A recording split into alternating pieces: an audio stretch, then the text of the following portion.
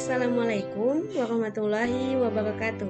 Hai teman-teman semuanya, perkenalkan nama saya Sri Ardani Chania dengan NIM 126301211038 dari Fakultas Usuluddin Adab dan Dakwah, jurusan Ilmu Aqwan dan Tafsir, kelas IAT 1A, mahasiswi dari kampus UIN Said Ali Rahmatullah Tulungagung.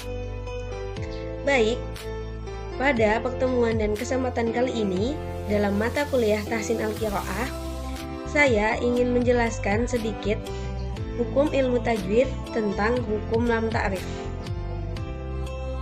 Seperti yang kita ketahui bahwa dalam membaca setiap ayat suci Al-Quran, kita dianjurkan untuk membacanya dengan menggunakan hukum ilmu tajwid yang berlaku.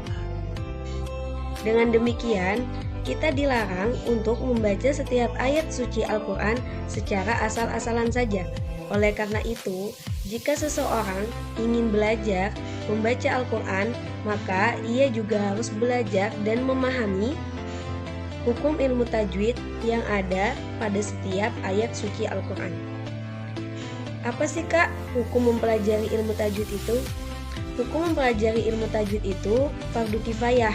Akan tetapi yang perlu kita ingat bahwa hukum dalam mempergunakannya dalam membaca setiap ayat suci Al-Quran, hukumnya adalah wajib.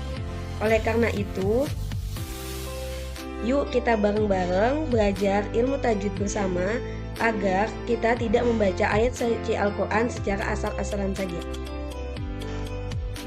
Baik, di sini saya akan menjelaskan pengertian hukum lam ta'rif. Alif lam ta'rif biasa disebut dengan alif lam ma'rifah, yaitu ilmu tajwid yang digunakan pada kata yang diawali dengan alif lam. Al-ta'rif merupakan al yang berfungsi untuk menjadikan isim ma'rifah yang mempunyai makna tertentu yang sebelumnya menjadi isim nakirah yang belum mempunyai makna tertentu. Ada berapa sih Kak hukum lam ta'rif itu? Baik, lam ta'rif itu terbagi menjadi dua, yaitu satu ada al-qamariyah dan dua ada al-syamsiyah. Di sini saya akan menjelaskannya secara satu persatu, yaitu dari al-qamariyah terlebih dahulu. Al-qamariyah biasa disebut dengan alif lam qamariyah. Makna qamariyah sendiri berasal dari kata qamarun yang berarti bulan.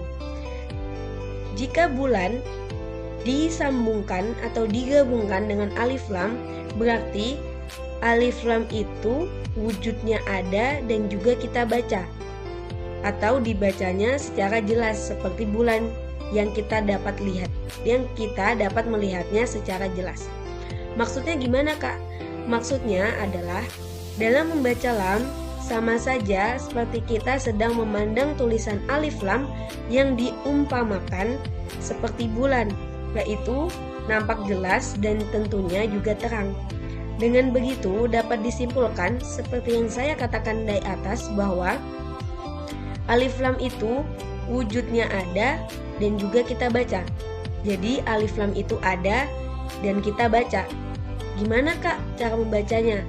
Nah, cara membaca alif lam qamariyah itu tentunya secara izhar, yaitu jelas dan terang. Hukum alif lam qamariyah terjadi apabila alif lam bertemu dengan salah satu huruf qamariyah. Huruf qamariyah itu apa aja Kak? Dan ada berapa? Baik, huruf qamariyah itu ada 14, yaitu ada alif, ba, ghain, ha, jim, kaf, waw, kha, fa, ain, qaf, ya, mim, dan ta marbuthah. Atau agar lebih gampang, biasa dikumpulkan dalam kalimat yaitu ibghi hajjaka wa khaf aqimah. Jadi, jika teman-teman kesulitan dalam menghafal huruf-huruf qamariyah, bisa teman-teman menghafalnya dengan cara ibghi hajjaka wa khaf aqimah. itu dapat mempermudah teman-teman dalam menghafal setiap huruf-huruf komariah. Baik, ciri-ciri alif lam komariah itu di atas huruf lam terdapat tanda sukun. Jadi, ciri-ciri al-komariah itu di atas huruf lamnya terdapat tanda sukun. Gimana Kak contohnya? Contohnya adalah al-haqqah, al-qari'ah, wal fajr, wal asr, al-yaminu. Baik, dalam setiap contoh-contoh yang saya sebutkan di atas, bahwa dapat kita ketahui alif lam komariah itu wujudnya ada dan juga kita baca. Dan pada huruf lamnya, di atas huruf lamnya terdapat tanda sukun. Jadi, dengan lebih mudah kita membedakan antara al-komariah dengan al-syamsiyah, yaitu dengan cara al-komariah mempunyai ciri-ciri, yaitu di atas huruf lamnya terdapat tanda sukun. Baik, di sini kita akan lanjut ke yang kedua, yaitu al-syamsiyah. Al-syamsiyah atau biasa disebut dengan alif lam syamsiyah. Makna syamsiyah sendiri berasal dari kata asyam, yang berarti adalah matahari. Jika matahari digabungkan dengan alif lam, berarti alif lam itu wujudnya ada, tapi tidak dibaca. Maksudnya gimana? Maksudnya di sini adalah ketika kita membaca lam, diumpamakan seperti kita sedang membaca lam yang tertulis dalam matahari, yang tentunya tidak terlihat atau mungkin hanya bisa dilihat dengan samar-samar saja. Gimana Kak cara membacanya? Cara membaca alif lam syamsiyah yaitu disamarkan atau diidghamkan dengan cara memasukkan huruf lam kepada huruf yang ada di depannya. Alif lam syamsiyah terjadi apabila alif lam bertemu dengan salah satu huruf syamsiyah. Apa aja Kak huruf-hurufnya? Nah, huruf-huruf syamsiyah itu sama seperti al-komariah, berjumlah 14, tetapi berbeda ya. Yaitu ada to, sa, sod, ro, ta, dod, zal, nun, dal, sin, do, zain, shin, dan lam.